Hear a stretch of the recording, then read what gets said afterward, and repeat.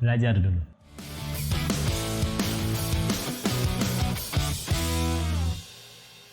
Assalamualaikum warahmatullahi wabarakatuh. Jumpa lagi dengan saya, Afif Abdillah, Super Teacher. Kali ini kita akan membahas tentang proses secara alamiah yang terjadi di kehidupan kita sehari-hari. Proses apakah itu? Oke, coba perhatikan benda-benda yang ada di sekitar kalian, terutama yang terbuat dari besi atau baja. Apakah kalian melihat perubahan pada benda-benda di sekitar Anda? Sudah mulai berubah warna, mungkin menjadi kecoklatan atau mungkin menjadi kemerahan. Dan ternyata teksturnya pun juga sudah mulai berubah menjadi lebih kasar dari sebelumnya.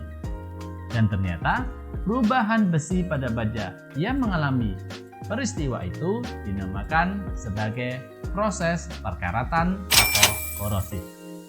Lalu kira-kira apa penyebab besi atau baja bisa berkarat?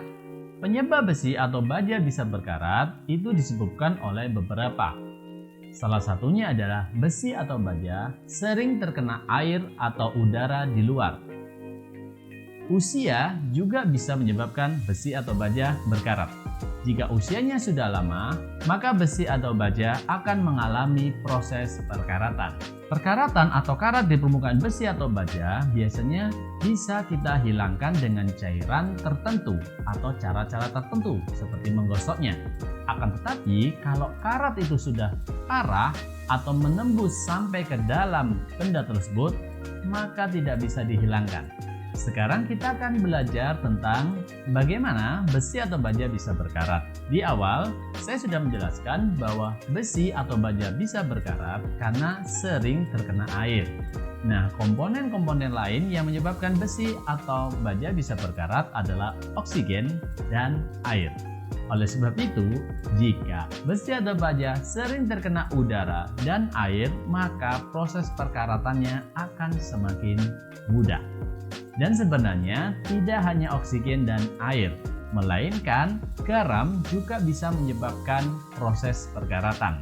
Oleh sebab itu, ketika kita berada di pelabuhan atau di pantai-pantai, kita sering melihat besi atau baja yang berkarat karena terkena air laut atau air yang mengandung garam yang tinggi.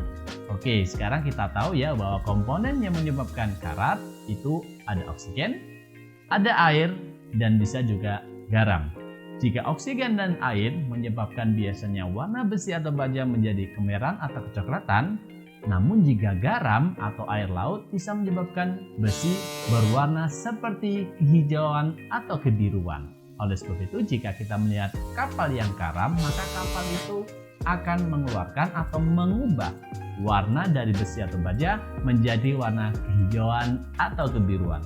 Sekarang sudah tahu kan bahwa penyebabnya ada oksigen, ada air, dan ada garam. Baik, kita akan melanjutkan tentang bagaimana proses pembentukan karat pada besi atau baja. Tadi kita sudah belajar bahwa ada komponen-komponen menyebabkan besi atau baja mudah berkarat. Baik, tadi sudah kita sebutkan ada oksigen, ada air, dan ada garam. Air yang menyentuh besi, dia akan terkena udara. Oleh sebab itu, air bersama udara akan membentuk suatu reaksi kimia yang menyebabkan peristiwa korosi itu terjadi. Air dan udara akan membentuk suatu senyawa kimia yang dinamakan asam karbonat.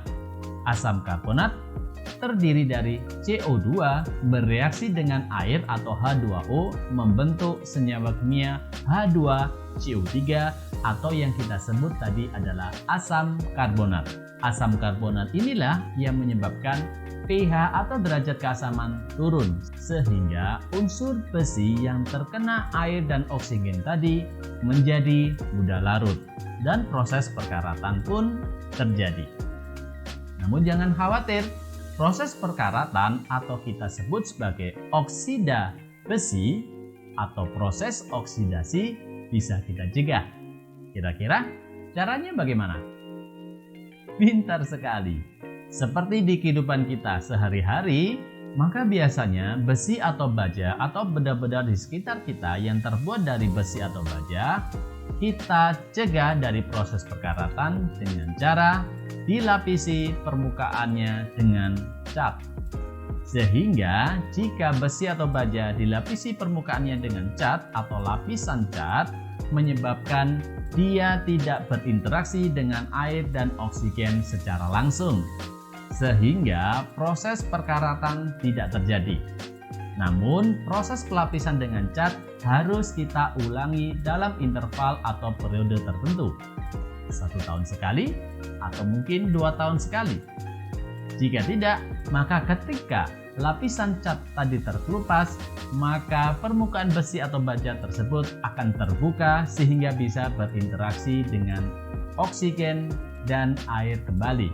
Akibatnya nanti akan terbentuk proses oksidasi dari besi itu sendiri dan proses perkaratan akan terjadi lagi. Oke, jadi jangan sampai pagar di depan rumah kalian tidak dicat ya. Demikian pembelajaran kita kali ini yang membahas tentang proses perkaratan. Jumpa lagi di video pembelajaran berikutnya. Jika kalian ingin belajar tentang sesuatu, tulis di kolom komentar, maka saya akan membahasnya untuk di pertemuan selanjutnya. Terima kasih. Wassalamualaikum warahmatullahi wabarakatuh.